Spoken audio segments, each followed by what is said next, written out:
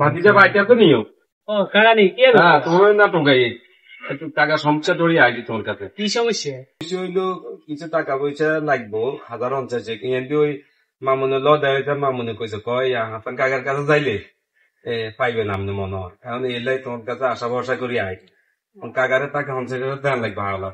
না হালাত তো আমার কাছে এরকম টিয়া নাই বুঝছেন নি। হ্যাঁ অনকা একটু সমস্যার মধ্যে আছে। আচ্ছা এখন ব্যবস্থা করি দাও না, দানোর হচ্ছে কি 50 দাও। ধানের ওষুধ হইলে আপনারে 30 মন ধান দিতে হবে, তাহলে আমি ব্যবস্থা করে দিয়ে।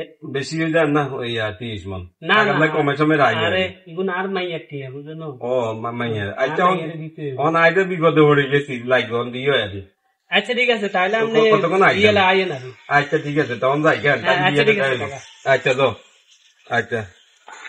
তো বন্ধুরা, বর্তমান সমাজে কি করে ধানের উপরে টাকা লাগানো হয়, তখন টাকাও দিতে হয়, ধানও দিতে হয়।